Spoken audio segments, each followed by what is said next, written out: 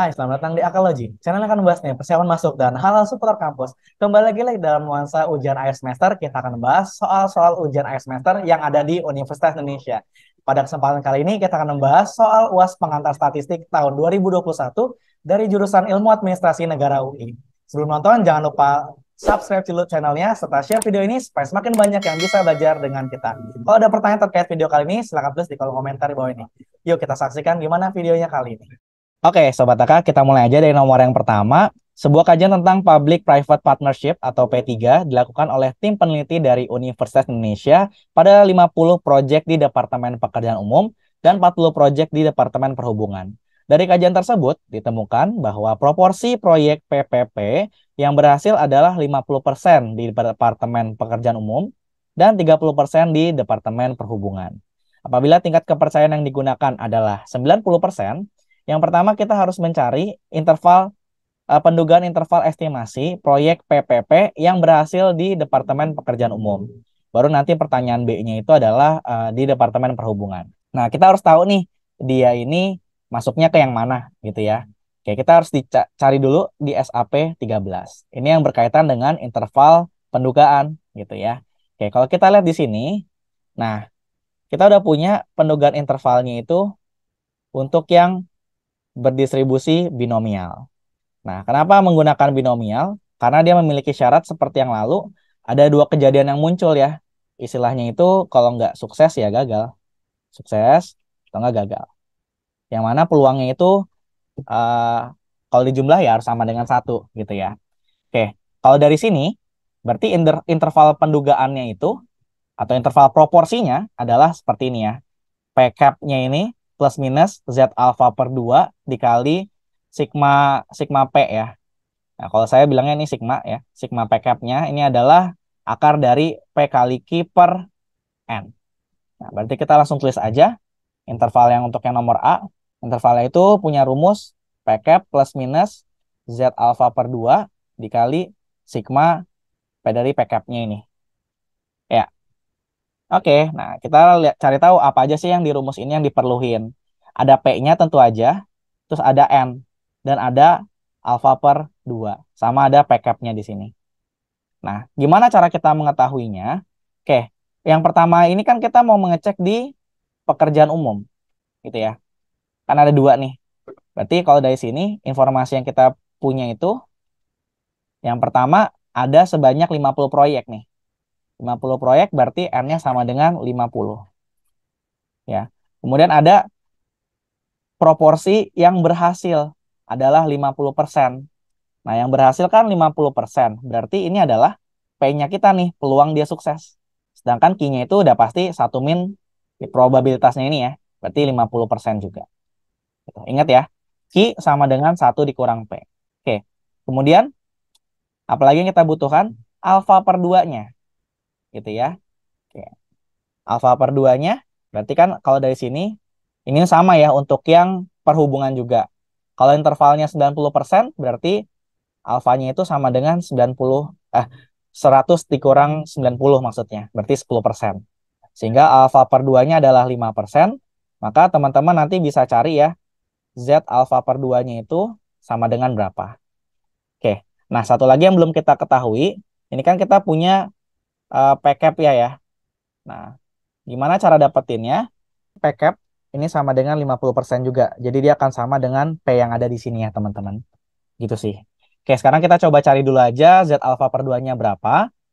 Berarti kan ini sama aja mencari Z 5%. Berarti yang teman-teman cari itu adalah yang memiliki probabilitas 95% pada tabel normal.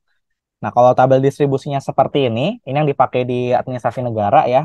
Jadi kita akan maksimalnya di sini cuma sampai 0,5. Berarti kalau mencari yang 0,95, teman-teman tinggal cari aja yang nilainya 0,45 ya. Gitu. Udah deh, cari yang nilainya 0,45. Nah, kalau diperhatikan ini nilai tengah-tengah ya. Tengah-tengah ini. Berarti anggap aja nilainya tengah-tengah juga. 1,6 ini letaknya di antara 0,64 sama 65. Berarti 1,645 gitu ya. Di tengah-tengah aja ambilnya. Oke. Berarti ini sama dengan 1,645. Oh, udah deh, karena semua bahan-bahannya sudah ada, kita langsung tulis aja ya. Maka untuk yang intervalnya, untuk yang pekerjaan umum, dia akan sama aja dengan 0,5 plus minus 1,645 kita kalikan dengan sigma P-nya ini ya. Ini akar dari P kali Q per N. Berarti akar dari 0,5 kali 0,5 juga karena kebetulan dia Q dan P-nya sama dibagi dengan 50. Ya, kebetulan saya sudah hitung di coret-coretan. Ini akan dapat hasilnya itu adalah 0,5 plus minus 0,116 gitu. Berarti dari sini kita akan dapat interval untuk proporsinya itu adalah P gitu ya. Ini dari 0,384 sampai dengan 0,616. Ya, berarti kita percaya bahwa proporsi keberhasilannya itu berkisar di antara 38,4% hingga 61,6% untuk yang Departemen Pekerjaan Umum. Seperti itu sih makna dari uh, pendugaan interval proporsi ini. Nah, kalau gitu kita bisa lanjut ke yang bagian B-nya. Untuk bagian B-nya praktis di sini berbedanya nggak jauh banyak ya. Yang pertamanya ini kan Departemen uh, Perhubungan. Oke. Cara ngerjainnya berarti persis ya. Diketahuinya di sini N-nya adalah 40, beda dengan yang tadi ya. Ini N-nya adalah 40. Nah, N-nya 40, kemudian peluang dia suksesnya, dia itu adalah 30% nih yang ini. Kalau tadi kan 50%. Kalau sekarang 30%. Itu berarti Q-nya di sini adalah 70%. Gitu. Berarti PKP-nya di sini adalah 30% juga ya. Sama nih dengan yang di sini. Nah, untuk Z-nya juga sama pasti ya. Z 5% yang kita pakai itu adalah 1,645 gitu. Ya, berarti bahan-bahannya sudah lengkap. Sekarang kita tinggal tulis aja nih intervalnya. Untuk yang Departemen Perhubungan berarti 0,3 plus minus akar dari 0,3 kali 0,7 dibagi dengan 40. Nah, ini akan menghasilkan intervalnya itu adalah 0,3 plus minus 0,119 kalau di kalkulatorku gitu ya. Nah, berarti untuk intervalnya di sini itu akan berkisar di antara 181, 0,181 sampai dengan 0,419. Artinya kita percaya kalau proporsi dia sukses dengan taraf 90% gitu ya. Proporsi si Departemen Perhubungan ini sukses itu berkisar di antara 18,1% sampai dengan 41,9% gitu. Ya, kurang lebihnya gitu aja. Sekarang kita coba lanjut ke nomor C-nya. Iya, soal berikutnya nomor yang C ya. Kali ini kita mau mulai masuk ke SAP 14 yaitu uji hipotesis. Nah, pertanyaannya di sini, tim Leti menduga bahwa jika proporsi proyek PPP yang berhasil kurang dari 55%, maka kebijakan ini dapat dikatakan gagal. Ujilah pernyataan ini baik atas proyek di Departemen Pekerjaan Umum maupun di Departemen Perhubungan. Oke, nah kita perlu kenal dulu terkait uji hipotesis ini. Sebenarnya apa sih yang dimaksud di sana? Oke, di uji hipotesis ini, di materi kalian, kalian akan menentukan dua buah hipotesis, yaitu hipotesis nol dan hipotesis satu ataupun hipotesis alternatif. Jadi nanti penulisannya ada hipotesis nol dan ada hipotesis satu. Nah, hipotesis ini kan artinya dugaan ya. Nah, kalian itu menduga ada dua hal. Yang pertama, hipotesis satu ini hipotesis yang mau diverifikasi nih, yaitu atas parameter populasi kita. Nah, sedangkan untuk yang hipotesis nol berarti yang berlawanan. Nah, untuk penentuan uji hipotesisnya ini ada tiga macam. Yang pertama ada pengujian secara dua sisi. Ini kalau tandanya itu tidak sama dengan. Kalau tidak sama dengan ini kan berarti bisa kurang dari ataupun lebih dari.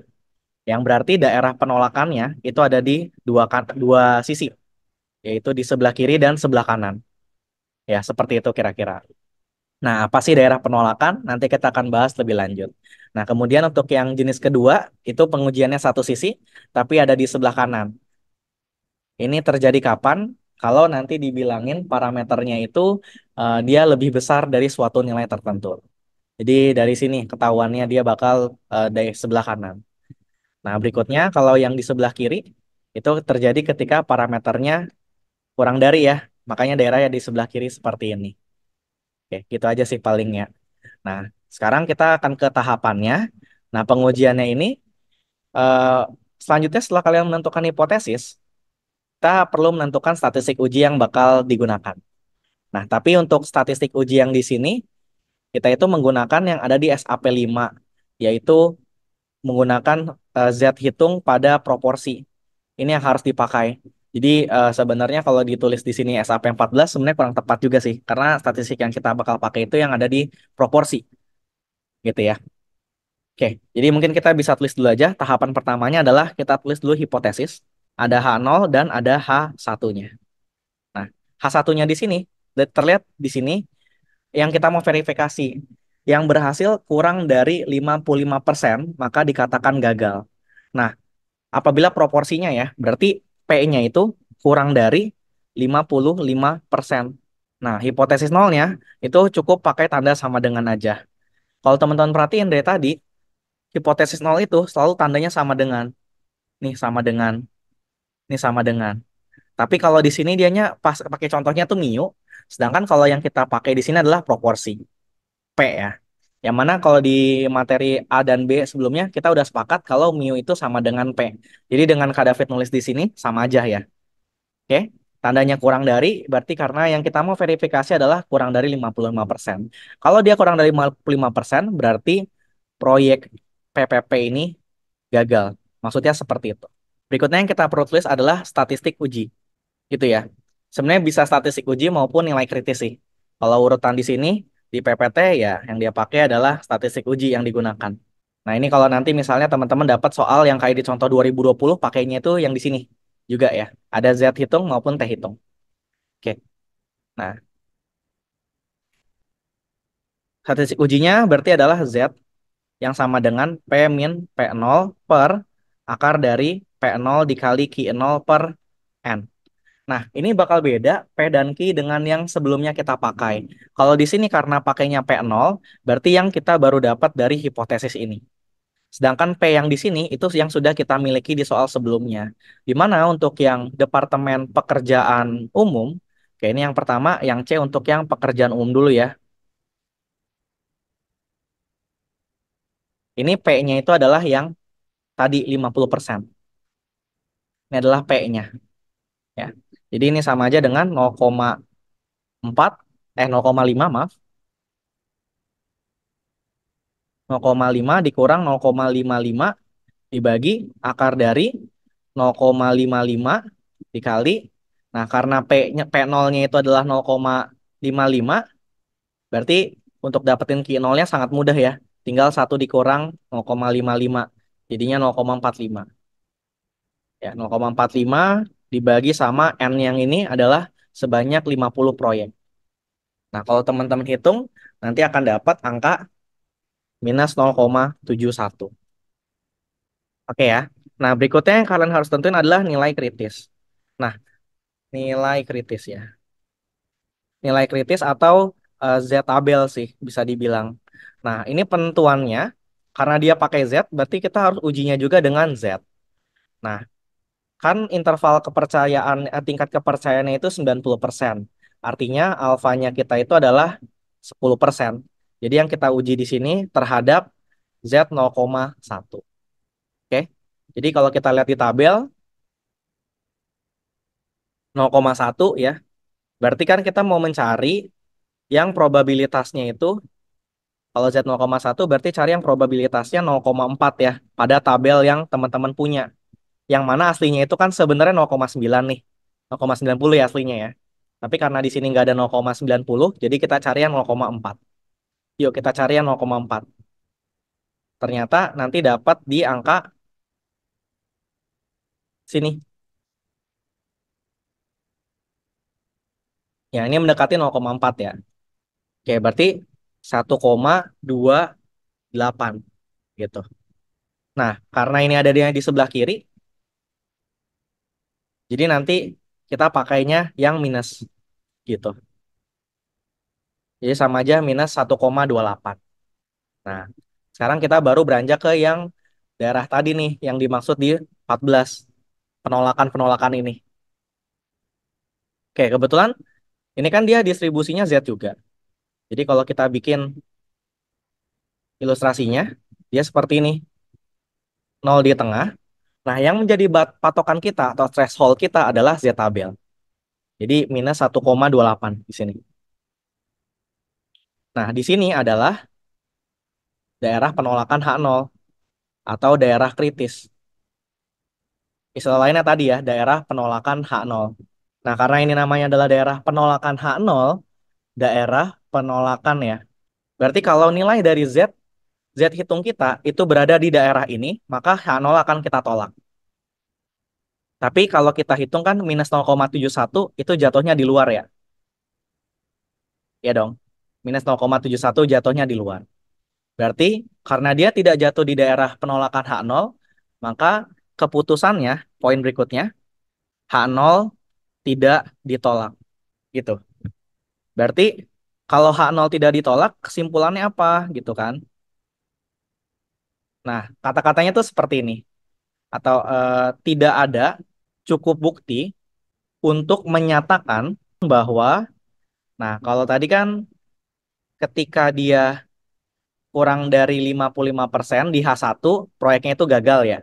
Berarti tidak ada cukup bukti untuk menyatakan bahwa proyek di Departemen Pekerjaan Umum gagal. Dalam tanda kutip ya, berarti kalau dia pekerjaannya tidak gagal, ya berarti sebenarnya pekerjaan proyek PPP ini berhasil. Proyek PPP ya. Seperti itu kira-kira ya. Oke. Nah, berarti kan karena yang di sini sudah kita kerjain untuk yang Departemen Pekerjaan Umum, sekarang kita mau coba cari yang di Departemen Perhubungan. Departemen Perhubungan. Nah, pertama cara nyarinya sama ya, hipotesis dulu. Hipotesis di sini berarti H0 dan H1-nya itu sama. Karena dia masih menguji sesuatu yang sama nih, 55% batasnya. Ya, kita ulangin ya kalau misalnya yang tadi belum terlalu jelas. Nah, terus statistik ujinya itu sama juga Z, tapi di sini untuk P-nya itu beda ya, teman-teman. P-nya ini pakai yang punya Departemen Perhubungan. Yang mana kalau tadi proporsi suksesnya itu adalah 30%. Ya, beda sama yang tadi 50%. Berarti yang kita pakai di sini adalah 0,3 dikurangin 0,55 masih sama dibagi akar dari 0,55 kali 0,45 dibagi dengan, nah N-nya di sini juga proyeksi Departemen Perhubungan which is 40 proyek. Udah deh, kita coba bagi dulu ya. Kita hitung di kalkulator. Kita dapat angka minus 3,178. Oke, nanti ini yang kita bakal tes dengan statistik nilai kritis kita. Kebetulan karena intervalnya masih sama atau taraf apa namanya tadi eh, interval kepercayaannya itu 90%, berarti sama nih. Nilai kritis kita juga sama. Nilai kritis kita masih di angka minus yang tadi ya, minus 1,28. Nah, kalau kita gambar kan ketika kita lihat ini di tabel yang ini masih sama ya. Minus 3,178 itu berada di daerah penolakan. Ya, dia berada di daerah penolakan. Berarti keputusan kita adalah H0 ditolak. Itu aja. Berarti kesimpulannya, nah ini perbedaannya hanya ada di sini. Kata-kata tidak adanya tuh kita hilangin. Gitu aja. Berarti ada cukup bukti untuk menyatakan bahwa proyek PPP di Departemen Perhubungan gagal. Gitu ya, teman-teman semuanya ya. Oke, gitu aja sih paling. Oke, kita lanjut ke nomor yang kedua. Pemerintah Kota Tangerang Utara sedang melakukan evaluasi atas konsistensi pengelolaan pengaduan pelayanan publik di Mall Pelayanan Publik atau MPP. Kepala Divisi Penanaman Modal dan Pelayanan Terpadu Satu Pintu menyatakan bahwa apabila standar deviasi pengaduan yang selesai direspon setiap pekannya lebih dari 12, maka petugas pengelola pengaduan akan dikenakan sanksi. Gitu ya. Jika lebih dari 12. Tim pengkaji melakukan observasi selama 6 pekan dan menemukan standar deviasi respons pengaduan sebesar 14 gitu ya. Nah, dengan tingkat kepercayaan 95%, lakukan pengujian apakah standar deviasi sebenarnya lebih dari 12. Berikan rekomendasi Anda terkait tugas pengelola pengaduan. Oke, di sini kita udah masuk ke SAP 15 yang mana di sini itu berkaitan dengan uji hipotesis parameter nih. Ya. Oke. Nah, yang dia pengen uji itu kan terkait standar deviasi ya. Standar deviasi itu kita menggunakan yang ada di sebelah kiri ini. Nah, praktis ini mirip-mirip sama yang tadi ya. Kita hanya bedanya itu di statistik ujinya aja. Untuk istilah hipotesis itu masih sama nih, Sobat Aka ya. Oke, jadi untuk yang pertama, pertanyaan B kalau kita lihat kan ini cuma beda di interval tingkat kepercayaannya aja ya. Berarti untuk yang nomor A, alfanya itu adalah 5%, sedangkan untuk yang B itu alfanya 10%. Oke, kita coba kerjain yang dulu, yang A, hipotesisnya. Ya. Teman-teman itu mulainya dari H1-nya dulu sebenarnya ya. Ya. Atau ya bebas juga sih sebenarnya. Nah, kalau di sini yang kita uji itu adalah sigma kuadratnya atau variansi, bukan standar deviasi. Jadi yang teman-teman tulis di sini itu berarti sigma kuadrat sama dengan 12 kuadrat alias 144. Ini yang kita mau uji. Nah, dia kan bilang ini berkaitan dengan yang dapat sanksi. Nah, yang dapat sanksi itu kalau lebih dari 12.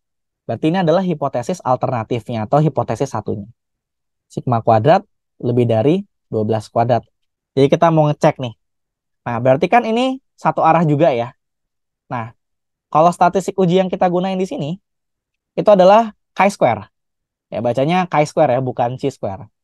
Chi-square-nya itu adalah ini rumusnya. Ya, sama dengan n-1 dikali S kuadrat dibagi sigma 0 kuadrat. Nah, gitu ya. Dimana sigma 0 kita itu berarti udah kelihatan nilainya adalah 144. Nah, nilai kritisnya ini adalah, kalau tadi kan istilahnya Z tabel ya. Kalau ini chi-square tabel. Gitu. Nah, kita tulis dulu aja bahan-bahannya ya. Chi-square tabel. Ya, kalau aku lebih suka nulisnya gini sih. Tapi kalian juga bisa menulisnya ini sebagai nilai kritis. Ya, nilai kritis ini sebagai batas atau threshold dari daerah kritis yang kita mau buat.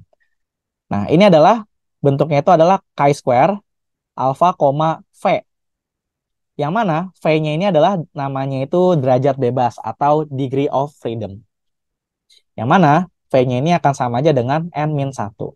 N ini adalah banyaknya observasi atau banyak sampel kita. Kalau di sini, dia itu berkaitan dengan minggu nih atau pekan. Di sini ada 6 pekan. Ya, berarti di sini adalah sama dengan 6-1 ya, alias 5. Udah deh, berarti yang kita mau cek adalah chi-square 0,5, gitu. Oke, nah kalau di sini eh, dia bilang tim pengkaji melakukan observasi selama 6 pekan dan menemukan standar deviasi respons pengaduan sebesar 14. Nah, yang dimaksud standar deviasi di sini itu adalah S-nya. Ya. Karena ini dari sampel, dia cuma observasi selama 6 pekan. Jadi diketahuinya juga itu adalah S sama dengan 14. Berarti kalau S kuadrat itu adalah 14 kuadrat, which is 196. Gitu ya. Jadi kita udah bisa mulai berangkat dari sini. Berarti N-1 kan 5 dikali 196 dibagi 144. Langsung aja kita hitung yuk. Ini saya baru mau ngitung. 5 kali 196 dibagi 144. Dapatlah nilai 6,805 pembulatan. Nah, berarti kita mau ngecek nih untuk yang tabelnya. Nah, gimana cara kita baca tabel kritisnya ini? Ya, praktis sebenarnya kalau yang kita mau cari chi-square di sini, ini berkaitan dengan probabilitas yang kurang darinya juga, gitu. Nah, berarti kita sebenarnya sama aja cari aja nih. Ini DF-nya, ini P-nya. P-nya itu tadi yang 0,05 sebenarnya. Ya. Nah, ini kan 0,05. Ini angkanya adalah 11,07 gitu. Ya, berarti kalau kita gambar daerahnya ya. Nah, kalau chi-square tuh ada nggak sini gambarnya ya? Oh enggak ya. Chi-square tuh beda sama normal gambarnya. Dia itu nggak bell shape, tapi dia kayak gini. Gitu ya. Ini chi-square. Nah, sorry agak miring dikit ya, nggak apa-apa. Oke, patokan kita nilai kritis sama ya. Lalu nilai kritis patokan kita, berarti anggap aja di sini. Kayaknya sih dia nggak mungkin nilai negatif ya kalau chi-square sejauh ini. 11,07. Berarti sebelah kanan ya. Ini adalah daerah kritis. Daerah penolakan H0. Itu. Nah, sedangkan statistik uji kita 6,805. Nilainya ada di sini. 805. Gitu. Berarti seperti teman-teman bisa tahu, keputusannya adalah H0 tidak ditolak. Ya udah, kesimpulannya apa? Sama kayak tadi ya. Ya, boleh pakai kata-kata tidak ada atau belum ada. Ya udah, kita coba cocokin dengan PPT aja. Tidak ada cukup bukti untuk menyatakan bahwa petugas pengelola perlu dikenai sanksi, gitu ya. Ya ini tinggal teman-teman kata-katain aja lah ya sebisanya gitu. Intinya itu kan kalau dia lebih dari 12, standar deviasinya itu akan dikenai sanksi. Tapi kan ternyata ini H0-nya nggak ditolak nih. Gitu. Berarti masih dalam tahap yang aman lah gitu ya. Nah, terus kalau kalau dia tanya bagaimana rekomendasi Anda terkait petugas pengolah pengaduan, jawabannya itu adalah ya masih nggak apa-apa sebenarnya ya. Rekomendasi tidak perlu, bisa dibilang gini aja sih, tidak perlu dikenai sanksi. Ya, karena dia minta rekomendasi terkait petugas pengelola pengaduan ya masih tetap bisa dipertahankan lah gitu ya. Nah, tapi untuk yang nomor B kita mau coba nih dengan tingkat 90%. Nah, gimana sih kira-kira dia bakal ditolak atau enggak gitu ya. Oke, praktis dari sini yang berbeda itu hanyalah untuk yang nomor B. Teman-teman tapi tetap perlu tulis dari awal ya. Hipotesisnya apa gitu ya. Yang beda ini hanya nilai kritisnya. Nilai kritisnya aja yang beda nih. Atau tadi kalau yang istilahku itu chi-square tabel ya. Yang mana karena di sini 90% berarti alfanya 0,1 kan. Dengan V-nya itu masih sama 5 gitu. Oke, kalau kita lihat berarti 0,1 dengan nilai 5 itu dapat nilainya adalah 9,24 gitu. Nah, yang mana kalau di sini 9,24 itu teman-teman juga bisa lihat kalau kita bikin baru ya, nilainya itu masih juga di luar daerah penolakan ya. Jadi kesimpulannya juga akan sama ya. Baik dari keputusannya ini masih idem sama dengan yang di atas maksudnya, kesimpulannya juga sama. Gitu aja sih ya. Oke Sobat Akad, terima kasih banyak telah menyaksikan video ini dari awal sampai akhir. Apabila ada pertanyaan terkait video kali ini, jangan lupa tulis di kolom komentar di bawah ini. Jangan lupa like, comment, subscribe, serta share video ini ke teman-teman kalian supaya semakin banyak yang belajar bareng kita dan UASnya makin bagus. Sampai jumpa di video selanjutnya. Dadah.